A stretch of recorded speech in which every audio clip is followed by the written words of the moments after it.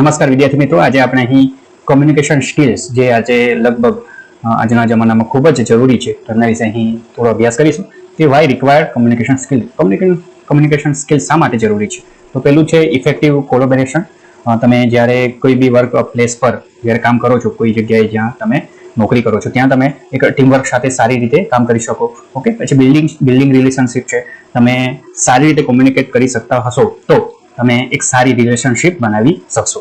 તો એ આ જે મુદ્દા છે એ સારા કોમ્યુનિકેશન સ્કિલ જો તમારી પાસે હશે તો તમે સારી રીતે કરી શકો. બીજું છે કેરિયર એડવાન્સમેન્ટ છે કે વર્ક પ્લેસ પર તમે સ્ટ્રોંગ કોમ્યુનિકેશન સ્કિલ હશે તમારી તો તમને એનો એડવાન્ટેજીસ મળી શકે છે. બીજું છે પ્રોબ્લેમ સોલ્વિંગ છે. તમે ક્લિયર કોમ્યુનિકેશન કરી શકો છો તો તમે જે પ્રોબ્લેમ છે એને આઈડેન્ટિફાઈ કરી શકશો, એને સોલ્યુશન કરી શકશો અને પછી એને ઇમ્પ્લિમેન્ટ કરી શકશો. બરાબર છે. તો એનહાન્સ પર્સનલ ડેવલપમેન્ટ, પોતાનું પર્સનલ ડેવલપમેન્ટ કરી શકો છો. એ જ રીતે કસ્ટમર સેટિસ્ફેક્શન, તમારા જે કસ્ટમર છે એને તમે સેટિસ્ફેક્શન સારી રીતે એની સાથે સારી ભાષામાં સારું ગુડ કોમ્યુનિકેશન કરીને એને સેટિસ્ફેક્શન આપી શકો છો. ઇન્ફ્લુઅન્સ એન્ડ તમે જે સામેવાળા લોકોને એક સારું ઇન્ફ્લુઅન્સ તમે કરી શકો છો. તમે સારી ભાષા બોલીને, સારા શબ્દ બોલીને સામેવાળાને એને ઇન્ફ્લુઅન્સ કરી શકો છો. એ રીતે છે એડેપ્ટેબિલિટી છે જેમાં તમે કોમ્યુનિકેશનની સ્ટાઇલ તમારી ઓડિયન્સ અને સિચ્યુએશન પ્રમાણે તમે બદલીને એક સક્સેસફુલ ડાયવર્સ એન્વાયરમેન્ટ બનાવી શકો છો. એ રીતે જ છે કોન્ફ્લિક્ટ રિઝોલ્યુશન. તમે ધારો કે કોઈ ઝઘડો થઈ જાય છે તમારા ટીમ વર્ક સાથે કે ટીમ કોવર્કર સાથે, તો એ કઈ રીતે સોલ્યુશન લાવવું એ તમે જો સારી કોમ્યુનિકેશન સ્કિલ જાણતા હશો તો તમે એ કોન્ફ્લિક્ટ રિઝોલ્યુશન ઝઘડાનું નિરાકરણ કરી શકો છો. પછી બીજું છે ગ્લોબલ કનેક્ટિવિટી. ગ્લોબલ કનેક્ટિવિટી પણ ખૂબ જરૂરી છે. આજે અંગ્રેજી ભાષા જાણતા લોકોને લગભગ મોટાભાગે ગ્લોબલ એક્સેસ મળતું હોય છે, જ્યાં એ લોકોને વધારે ચાન્સ છે નોકરી અને બીજા કોઈ નવા ક્ષેત્રોમાં. તો આ કોમ્યુનિકેશન જરૂરી નથી કે ઇંગ્લિશ હોય. સારું હિન્દી બોલી શકતા, સારું અંગ્રેજી બોલી શકતા, સારું ગુજરાતી બોલી શકતા, દરેક ભાષાનું અહીં મહત્વ છે. બરાબર. તો આ કોમ્યુનિકેશન જે છે એ એકબીજા સાથે આપણે જે વાર્તાલાપ કરીએ છીએ એ સારો અને સ્પષ્ટ હોય એના માટે આપણે આજે આ કોમ્યુનિકેશન સ્કિલનું જે અમુક પ્રશ્નો છે એનું એનાલિસિસ કરીશું. તો થેન્ક યુ. અને આ વિડીયો શેર કરો એ માટે હું તમને આગ્રહ કરું છું. Thank you.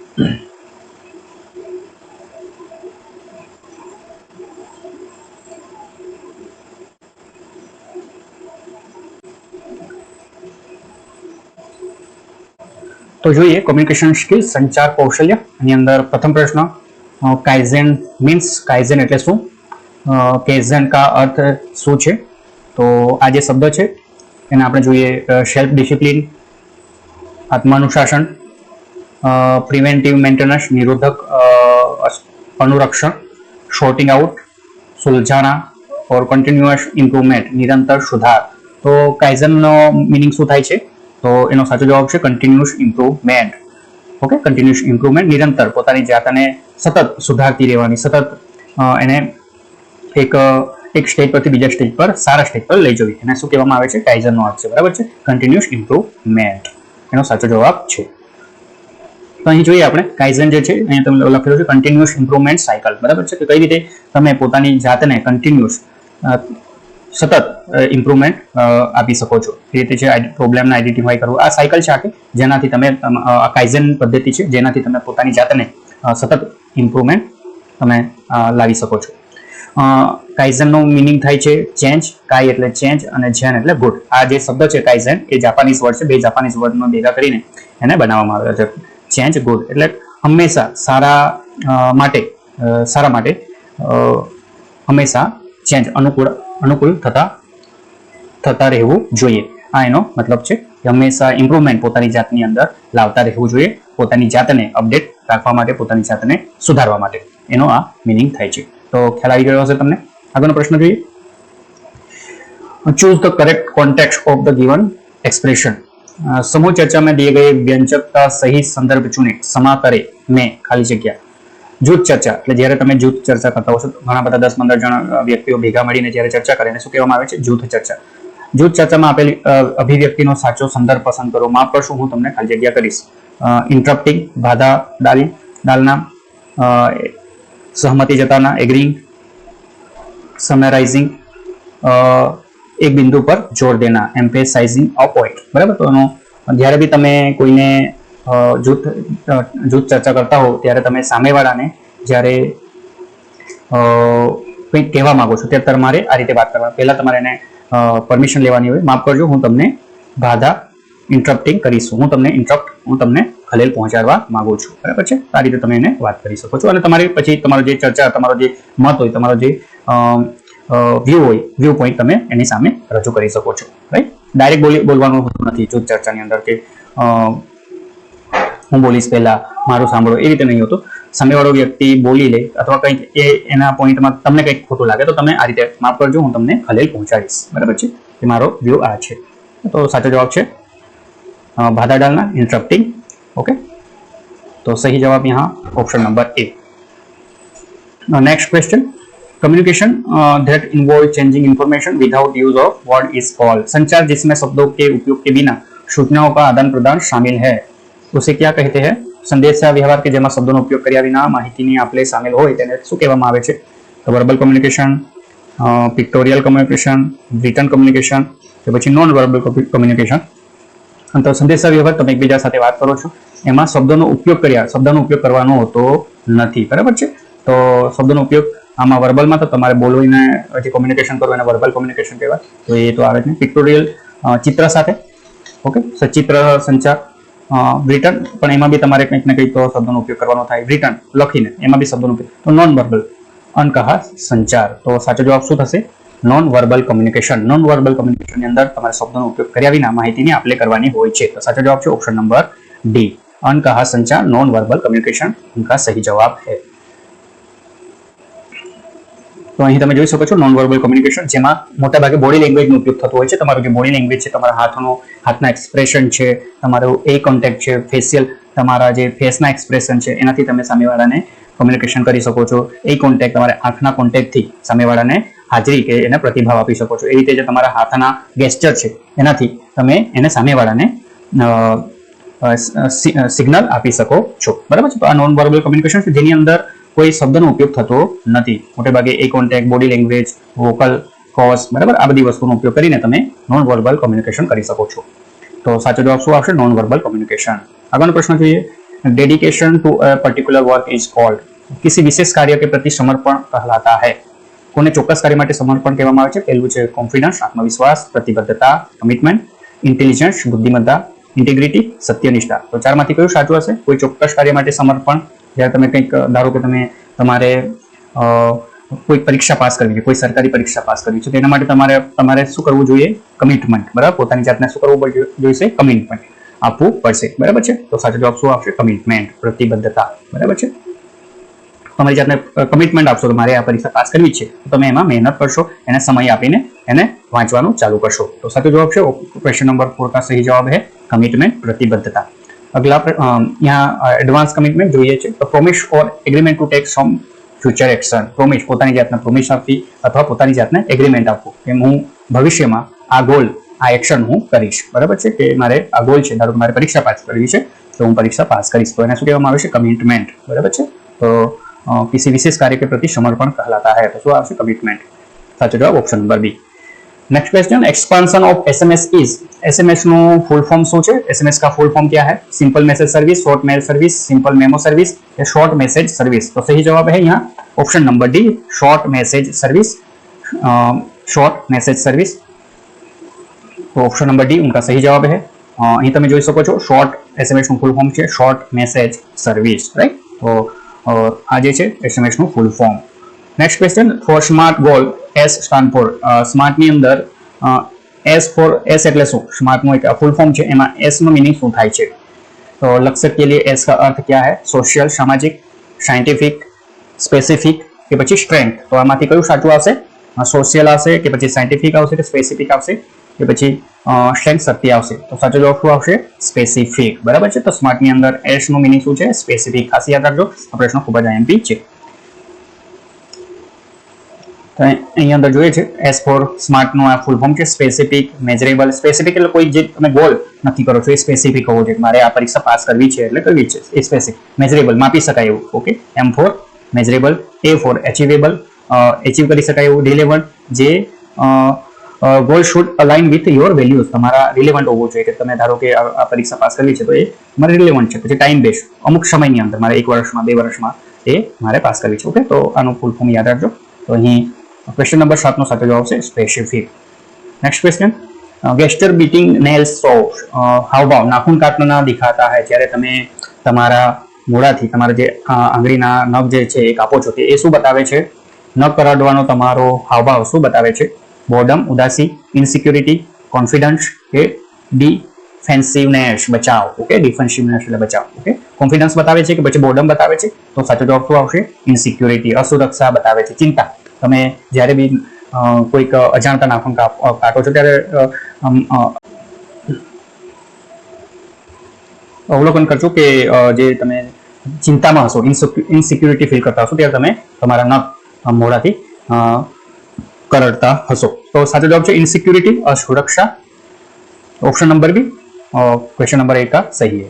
तो અહીં તમે જોઈ શકો છો અસુરક્ષા હોય, તણાવ હોય ત્યારે તમે તમારા નખ તમારા મોઢાથી કરડતા हो છો. બરાબર છે, તો સહી જવાબ ઓપ્શન નંબર બી.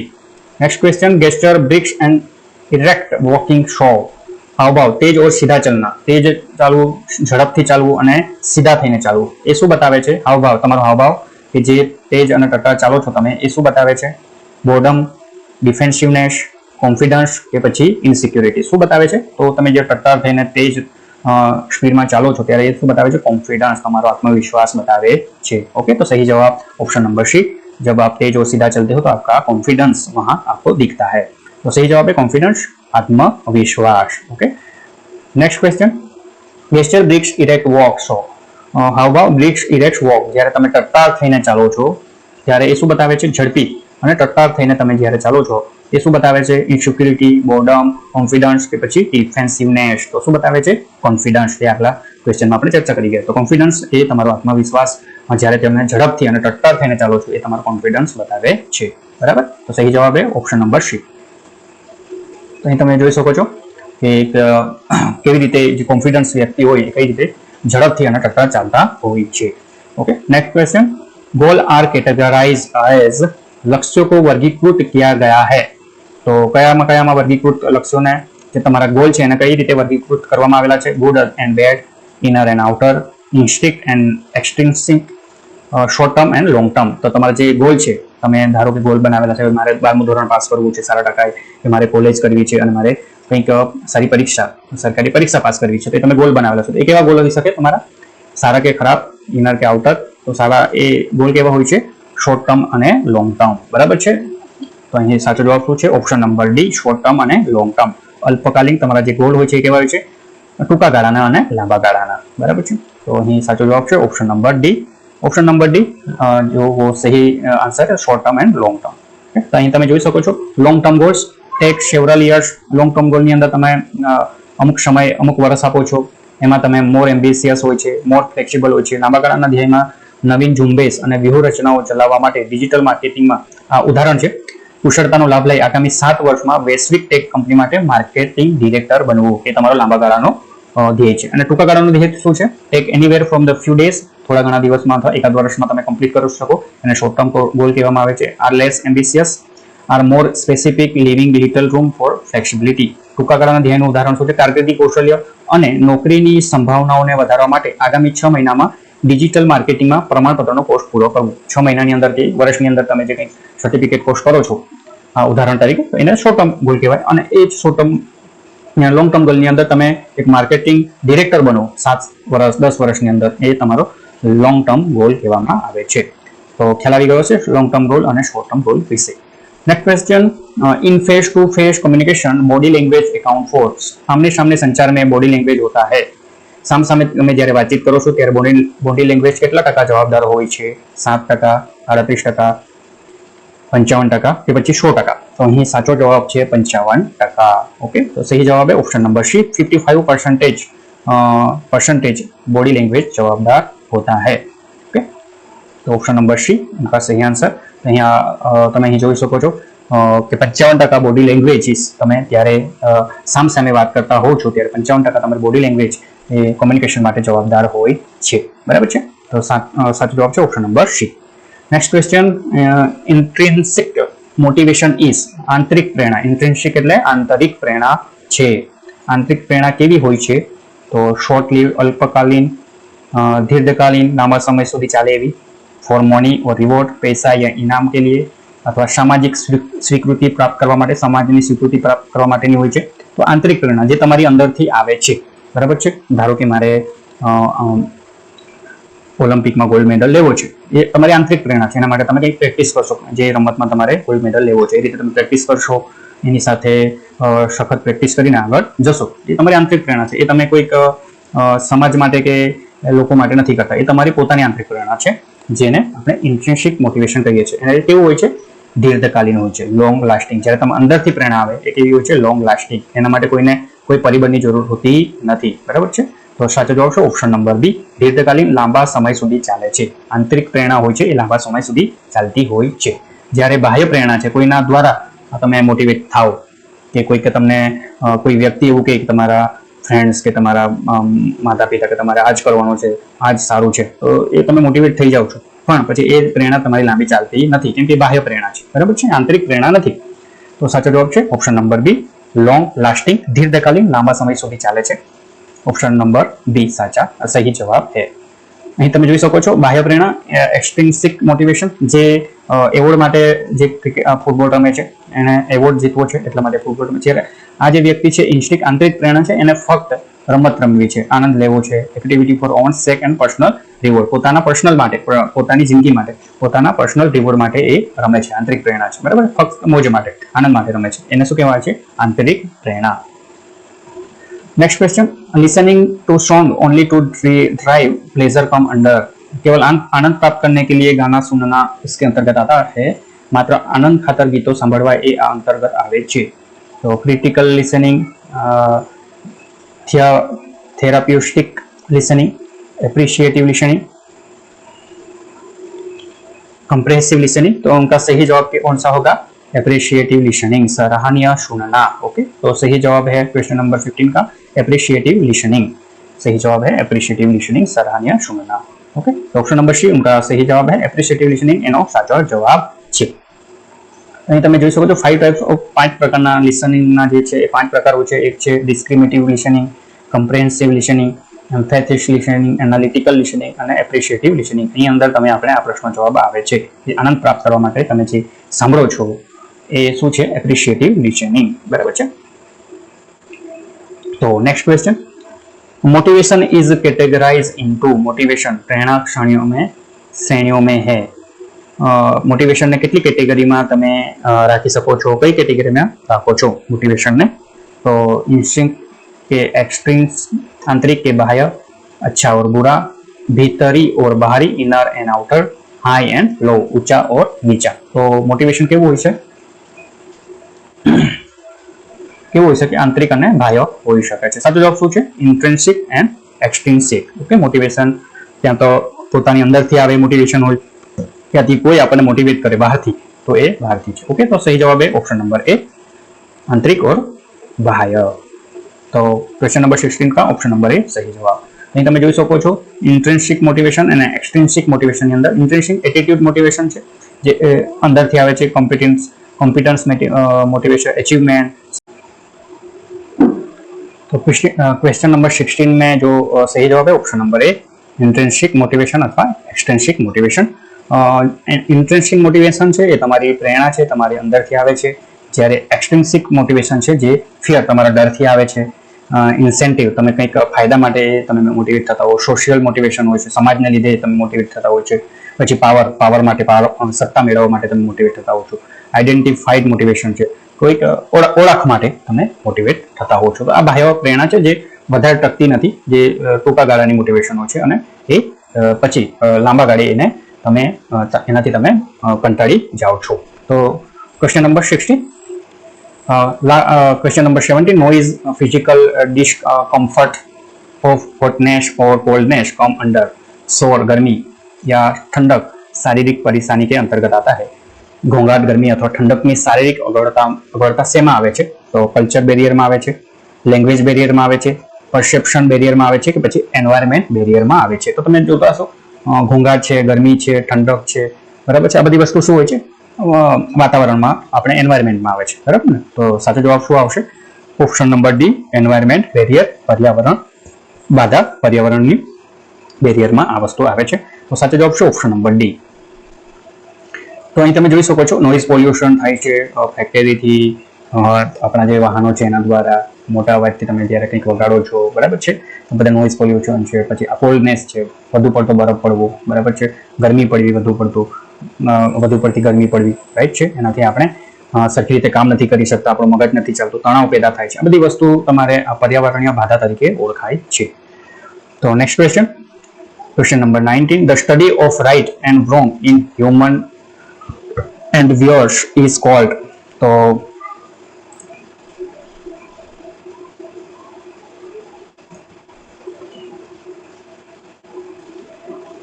मानव प्रयासों में सही और गलत के अध्ययन को कहा जाता है. मानवीय प्रयत्नों साचा અને ખોટાના અભ્યાસને શું કહેવામાં આવે છે? મોટિવેશન, સેલ્ફ અવેરનેસ, એથિક્સ કે પછી ગોલ. તો સાચું અને ખોટું છે, બરાબર છે.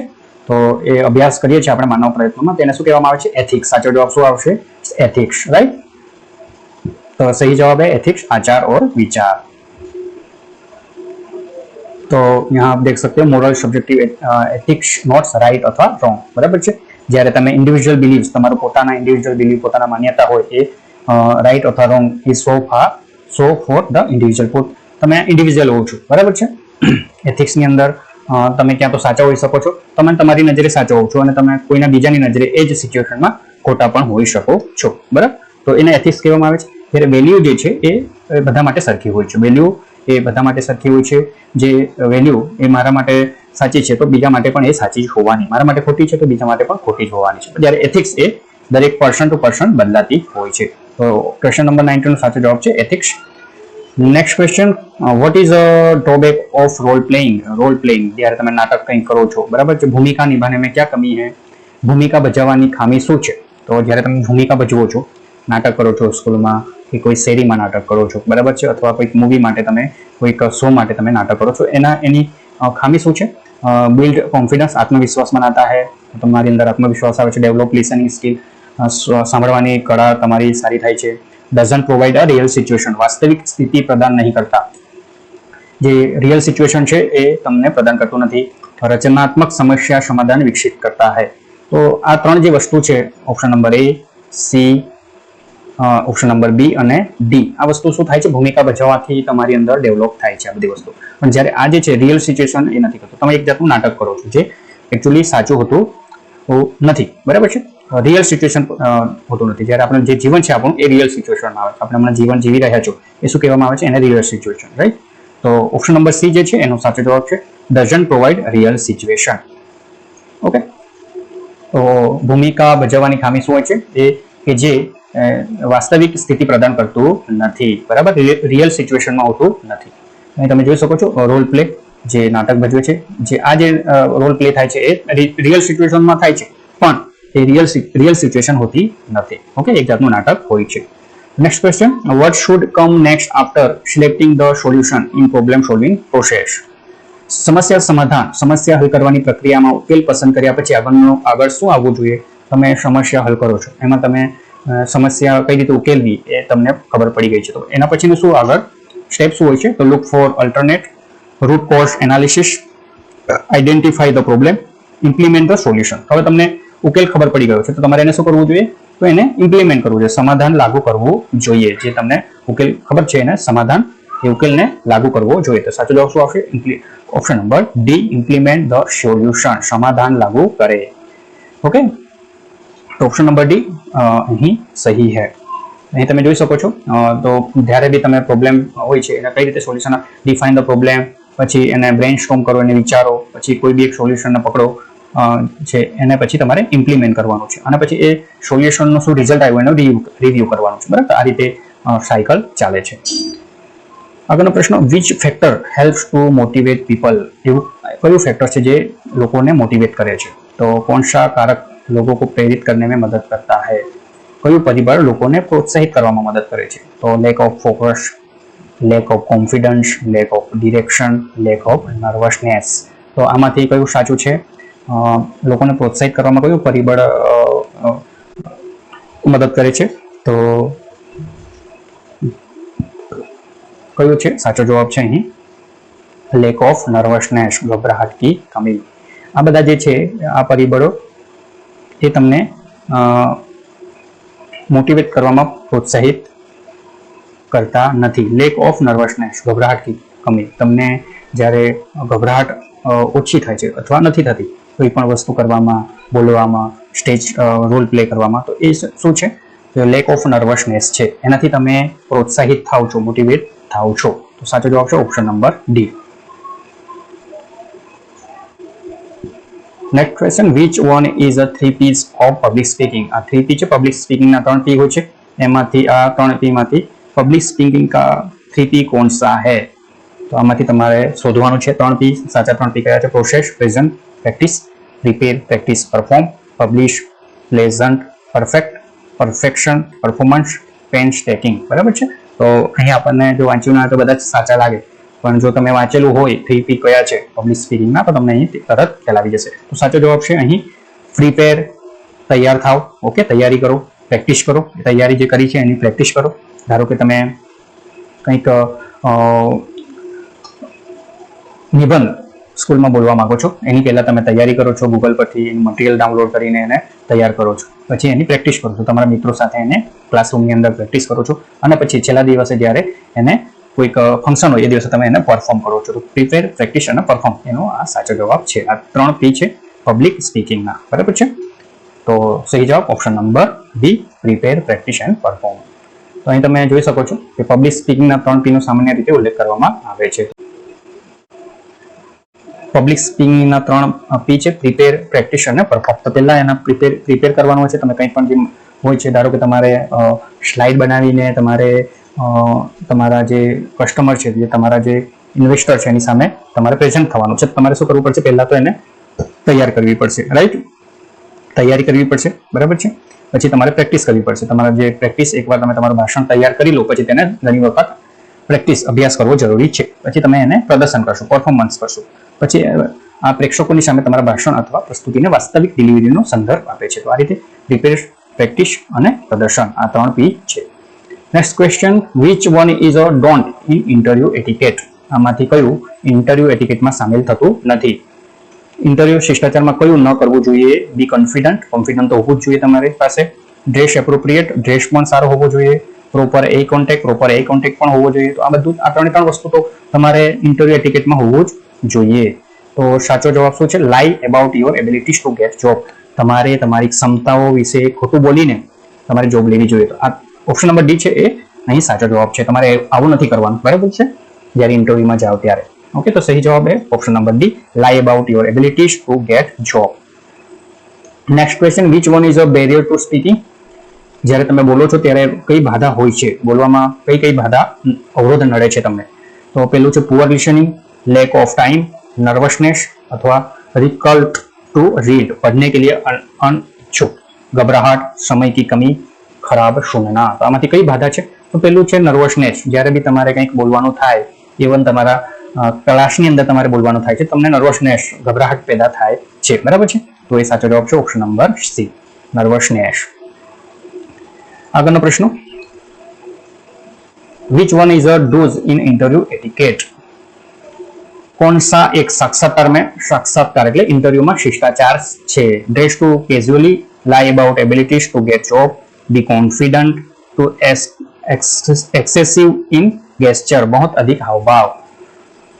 ड्रेस टू केजुअली, बहुत लापरवाही से पोशाक, તમારો જે પોશાક છે એ તમે ફોર્મલી પહેરી નથી ગયા, ગમે તેવો તમારો ડ્રેસ તમે પહેરીને જાઓ છો, તમે ખોટું બોલો છો, નौकरी पाने के लिए योग्यता के बारे में ખોટું બોલો છો, अपने आप पर भरोसा रखे, अथवा बहुत अधिक हावभाव, તમે गेस्चर જે છે તમારો જે હાવભાવ છે વધારે પડતો જ ઓવર એક્ટિંગ કરો છો મતલબ કે. ઓકે, તો સાચો જવાબ શું છે? બી કોન્ફિડન્ટ. તમારે પોતાના પર ભરોસો રાખવો જોઈએ. આ 3 જે વસ્તુ છે એ તમારે કરવી જોઈએ નહીં, તમારે કોન્ફિડન્સ રાખવો જોઈએ. તો option number C, be confident, अपने आप पर भरोसा रखे. सही जवाब है option number C. Question number 28, which one is a good communication. कौन सा संचार अच्छा है? तो सारो संचार, कम्युनिकेशन एक सारो संचार कयो छे? Message is a clear and direct. संदेशो जे તમે જે મેસેજ આપવા માંગો છો એ સ્પષ્ટ અને સીધો હોવો જોઈએ. મેસેજ અસ્પષ્ટ હોવો જોઈએ. મેસેજ જે છે એ પ્રેષક દ્વારા એટલે સેન્ડર જે મોકલે છે એના દ્વારા रिसीवर पर हमलो करवो જોઈએ કે પછી प्राप्तकर्ता એટલે रिसीवर प्रेषक की नहीं सुनता એને સાંભળવું જોઈએ નહીં. તો આ બધી વસ્તુ તો આમાંથી તમને તરત ખ્યાલ આવી ગયો કે મેસેજ જે છે એ ક્લિયર અને ડાયરેક્ટ, સંદેશ સ્પષ્ટ અને સીધો હોવો જોઈએ. તો સારો કોમ્યુનિકેશન, ગુડ કોમ્યુનિકેશન કોણ થશે? Option number A, message is clear and direct, संदेश स्पष्ट और सीधा होना चाहिए. ओके, तो एक this is a good communication skills. અહીં તમે જોઈ શકો છો આ પ્રશ્નની અંદર જે ગુડ કોમ્યુનિકેશનની અંદર આવે છે તો સારો સંદેશો સ્પષ્ટ અને મુદ્દાસર હોવો જોઈએ. બરાબર છે કે એ શા માટે મેસેજ શા માટે સ્પષ્ટ અને મુદ્દાસર હોવો જોઈએ? મેનેજર પ્રોજેક્ટની સમય મર્યાદા, એક્ઝામ્પલ તરીકે સમય મર્યાદા પર સ્પષ્ટ સૂચનાઓ પ્રદાન કરે છે અને ટીમના દરેક સભ્યો માટે ચોક્કસ કાર્યની રૂપરેખા આપે છે. જ્યારે તમારો મેસેજ સ્પષ્ટ અને મુદ્દાસર હશે તો બધાને ખ્યાલ આવી જશે કે મારે શું કરવું છે, મારું કામ અહીં ટીમ વર્કમાં શું છે. બરાબર છે, તો મેસેજ સ્પષ્ટ હશે તો તમને તરત ખ્યાલ આવી જશે. તો આ એક સ્લાઇડ છે, એ તમે ખાસ જોઈ લેજો કે કઈ રીતે ગુડ કોમ્યુનિકેશન આવે છે અને કઈ રીતે પુઅર કોમ્યુનિકેશન આવે છે. આગળનો પ્રશ્ન છે which one is a email etiquette. Email એટિકેટમાં શું હોય છે? તો keep email short, send virus infected mail, forward false message અથવા use all caps to small letter in email. તો તમારે સાચો જવાબ શું આવશે? ઈમેલ નાનો અને શોર્ટ હોવો જોઈએ. બરાબર છે, તો આ બધી વસ્તુ વાયરસ વાળી ઈમેલ ના મોકલવો ના જોઈએ, જૂઠે संदेशो खोटो एवो फॉरवर्ड ना करજો, ईमेल में सभी अक्षरों या बड़े अक्षरों का प्रयोग करवो જોઈએ नहीं. तो साचो जवाब શું છે? Keep email short. ओके, तो साचो जवाब શું છે? कीप ईमेल, તમારો ईमेल ટૂંકો હોવો જોઈએ. તો સાચો જવાબ છે option number A. which one is considered a B good communication? good communication શું છે? तो मैसेज इज एम्बिग्युअस, संदेश अस्पष्ट है, एम्बिग्युअस એટલે अस्पष्ट. Okay, sender is positive toward a receiver, receiver doesn't listen to sender, sender attack receiver, प्रेषक द्वारा रिसीवर पर हमला. तो सारू कम्युनिकेशन માટે શું છે? Sender is positive toward receiver. જે સેન્ડર એટલે ધારો કે હું તમને મેસેજ આપું છું, એ તમે રિસીવર છો તો તમે રિસીવર માટે સકારાત્મક હોવા જોઈએ. બરાબર છે, તો સાચો જવાબ છે ઓપ્શન નંબર બી. ઓકે, તો ઓપ્શન નંબર બી અહીં સાચો છે. સહી answer option number B, sender is positive towards receiver. તો અહીં તમે જોઈ શકો છો કે ધ્યાનથી સાંભળવું જોઈએ અને ફીડબેક અને વેલિડેશનની અંદર રચનાત્મક પ્રતિસાદ આપવા અને અન્યના યોગદાનને તમારે પ્રોત્સાહન આપવું જોઈએ. ગુડ કોમ્યુનિકેશનની અંદર સામેવાળું કોઈ બોલતું હોય એને પ્રોત્સાહન આપવું જોઈએ, અથવા તમારા સામેવાળાને કોઈક તમારે ફીડબેક આપતા હોય તો એને એ ફીડબેકને એક પોઝિટિવ એટીટ્યુડ સાથે એને સ્વીકારવા જોઈએ. બરાબર છે, તો આ ગુડ કોમ્યુનિકેશન છે. which one is considered to be a poor communication? तो આમાંથી કોઈ પુઅર કોમ્યુનિકેશન છે? इसे खराब संचार माना जाता है.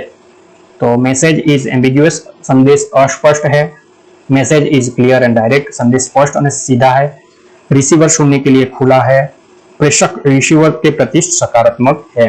तो आज त्रण वस्तु है, ये तीन है जो गुड कम्युनिकेशन में गुड कम्युनिकेशन के पार्ट है. संदेश स्पष्ट और सीधा होना चाहिए, रिसीवर सुनने, रिसीवर એટલે જે સાંભળવા વાળા છે એ સાંભળવા માટે ઓપન માઇન્ડેડ હોવા જોઈએ. પ્રેષક એટલે જે સેન્ડર જે છે, જે મેસેજ મોકલે છે એ એના પ્રતિ સકારાત્મક હોવું જોઈએ. આ ત્રણે ત્રણ શું છે? ગુડ કોમ્યુનિકેશન સ્કિલ છે. ઓકે, અને આ જે છે સંદેશ અસ્પષ્ટ હોવો જોઈએ, એમ્બિગ્યુઅસ એટલે સંદેશ અસ્પષ્ટ, સામેવાળાને ન સમજાય એવો મેસેજ. તો સાચો જવાબ છે option number A, message is ambiguous. Okay, તો અહીં તમે જોઈ શકો છો એમ્બિગ્યુટી અસ્પષ્ટતા, નબળા સંચારમાં સ્પષ્ટતાનો અભાવ હોય છે અને ગેરસમજ માટે જગ્યા છોડે છે. જ્યારે તમારો મેસેજમાં સ્પષ્ટતા નથી હોતી, અસ્પષ્ટતા હોય છે અને ગેરસમજ, ત્યારે ગેરસમજ ફેલાય છે. એક્ઝામ્પલ તરીકે પ્રોજેક્ટની જરૂરિયાતો વિશે સુપરવાઇઝરની અસ્પષ્ટ સૂચનાઓ ટીમના સભ્યોમાં મૂંઝવણ તરફ દોરી જાય છે. બરાબર છે, તો આ પુઅર કોમ્યુનિકેશન ઉદાહરણ છે લેક ઓફ લિસનિંગ. તમે સાંભળવામાં ધ્યાન નથી આપતા, સાંભળવાનું ધ્યાન વિક્ષેપિત કરી શકે છે, દ્રષ્ટિકોણને સ્વીકારવામાં નિષ્ફળ થઈ શકે છે. બરાબર છે, પછી નેગેટિવ ફીડબેક આપો છો તમે, એ શું છે? તમારું પુઅર કોમ્યુનિકેશન છે. મિસમેચ નોન વર્બલ કોમ્યુનિકેશન છે. આ બધી વસ્તુ પુઅર કોમ્યુનિકેશનમાં આવે છે અને આ બધી જે વસ્તુઓ છે એ ગુડ કોમ્યુનિકેશનમાં આવે છે. Next question, which one is not a benefit of oral communication? તો આમાંથી ઓરલ કોમ્યુનિકેશન જે છે એમાંથી બેનિફિટ કયું નથી? It is a quick, it is a for record, it is a direct, feedback is immediate. હવે જ્યારે તમે ઓરલ કોમ્યુનિકેશન એટલે મારી સામે કોઈ વ્યક્તિ ઊભું હોય અથવા બેઠું હોય ત્યારે આપણે ફેસ ટુ ફેસ જે કોમ્યુનિકેશન કરીએ છીએ એને શું કહેવામાં આવે છે? Oral communication. તો એ ઝડપી હોય છે. ઓકે, જ્યારે હું બોલું એને તો ઓરલ કોમ્યુનિકેશનની અંદર જ્યારે સામે આપણે જ્યારે વાત કરતા હોઈએ ત્યારે એ ઝડપી, यह जल्दी है, એ ઝડપથી આપણે મેસેજ પહોંચી જાય છે. બરાબર છે, હું બોલું અને તરત એ વ્યક્તિ સાંભળી લે છે. ઇટ ઇઝ રેકોર્ડ, यह रिकॉर्ड के लिए है, ઇટ ઇઝ અ ડાયરેક્ટ, એ પ્રત્યક્ષ સામસામે બેસીને આપણે વાત કરીએ છીએ એટલે ઓરલ કમ્યુનિકેશન કહેવાય છે. ફીડબેક ઇઝ ઇમિડિયેટ, તરત જ હું જે બોલું છું એનું ફીડબેક તરત મને મળી જાય છે સામેથી. પણ આ જે વસ્તુ છે એ ઓરલ કમ્યુનિકેશનની અંદર શક્ય નથી. It is a four a record, કે જે રેકોર્ડ માટે સત્ય નથી, તમે એને રેકોર્ડ કરી શકતા નથી. ઓપ્શન નંબર બી છે એ સાચો છે. It is for a record, યહ રેકોર્ડ કે લીએ હૈ. ઓકે, ઓપ્શન નંબર બી અહીં સાચો જવાબ છે. તમે અહીં જોઈ શકો છો એડવાન્ટેજીસ શું છે કોમ્યુનિકેશનના, ઓરલ કમ્યુનિકેશનના એડવાન્ટેજીસ શું છે, ઓરલ કમ્યુનિકેશનના ડિસએડવાન્ટેજ. તો એડવાન્ટેજીસની અંદર જે ઇમિડિયેટ ફીડબેક મળી જાય છે, પર્સનલ કનેક્શન છે, face to face, time efficient, તરત સામેવાળાને આપણે જવાબ આપી શકીએ છીએ. પછી નોન વર્બલ કેસ, તમે પોતાના હાવભાવથી કે પછી આંખના કોન્ટેક્ટથી, તમારા ફેશિયલ એક્સપ્રેસથી તમે એને સમજાવી શકો છો. ડિસએડવાન્ટેજીસ શું આવશે? Lack of record. આપણે અહીં જે પ્રશ્નો જોયો તેની અંદર યહ રેકોર્ડ કે લીએ નહીં, રેકોર્ડ કે લીએ નહીં है, બરાબર. ઇટ ઇઝ ફોર રેકોર્ડ, આ જે વસ્તુ છે એ હોતી નથી. તો અહીં તમે જોઈ શકો lack of record. Potential misunderstanding, બરાબર છે, તમે મિસઅન્ડરસ્ટેન્ડ થઈ શકો છો. લિમિટેડ ઓડિયન્સ, તમારી પાસે લિમિટેડ ઓડિયન્સ હોય છે. ઇમોશનલ ઓવરલોડ, તમે જ્યારે સામે હોય તો ઇમોશનલ વધારે થઈ શકો છો. આના ડિસએડવાન્ટેજીસ છે. આગળનો પ્રશ્ન જોઈએ, which one is not a part of triple A listening. સાંભળવાના જે ટ્રિપલ એ છે એનો આમાંથી કોઈ ભાગ નથી. જે ટ્રિપલ એમાં સાંભળવાનો ભાગ નથી, એન્ઝાઇટી, એટીટ્યુડ, એટેન્શન, એડજસ્ટમેન્ટ. તો સાચો જવાબ શું આવશે? એન્ઝાઇટી. એન્ઝાઇટી જે છે એ ટ્રિપલ એનો સાંભળવાનો ભાગ નથી. આ ત્રણ એટીટ્યુડ, એટેન્શન અને એડજસ્ટમેન્ટ છે એ ત્રણ એ લિસનિંગના ત્રણ એ છે, બરાબર છે. તો સાચો જવાબ છે ઓપ્શન નંબર એ, એન્ઝાઇટી.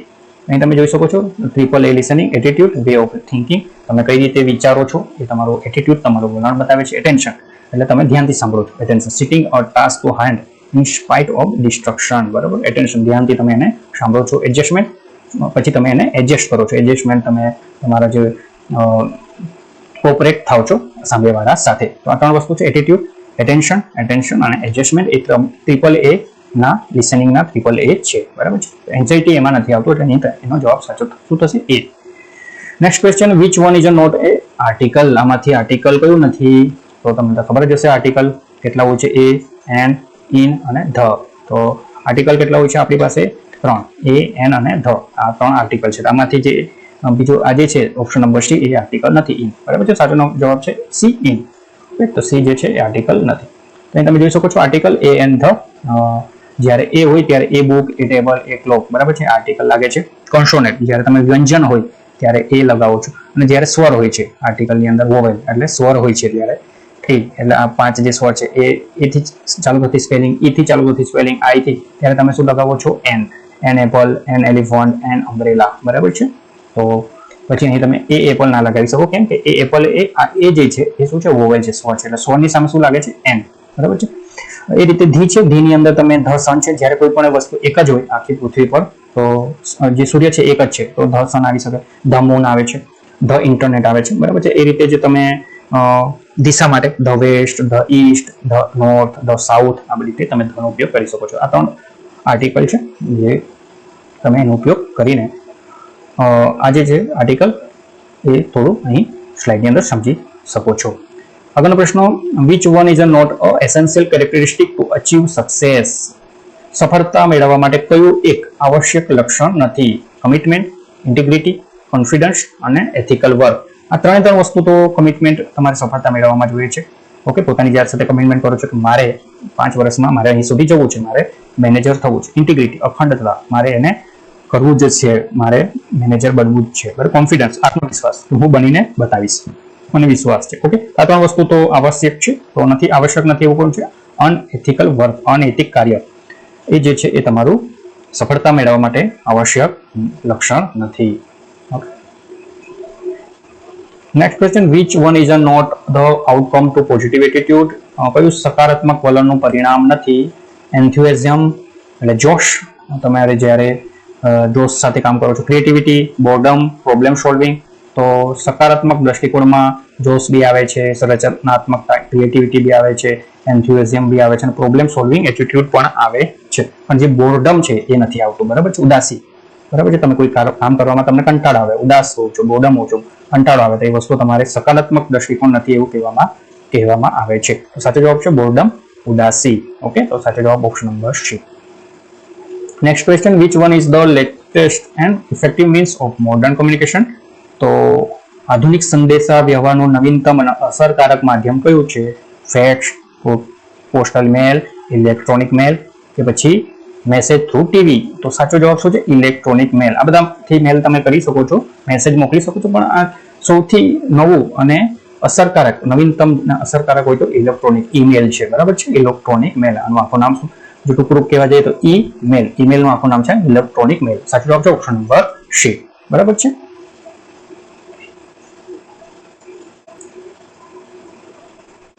તો અહીં આપણે આજે કોમ્યુનિકેશન સ્કિલ્સના જે એનસીવીટી પરીક્ષામાં મોસ્ટ આઈએમપી જે પ્રશ્ન હતા જે પૂછાઈ ગયેલા છે ઘણી એક્ઝામમાં, અને હવે પછી પૂછાઈ શકે એવા પ્રકારના પ્રશ્નો આપણે અહીં તૈયાર કરીને તમારી સમક્ષ પ્રેઝન્ટ કરેલા છે.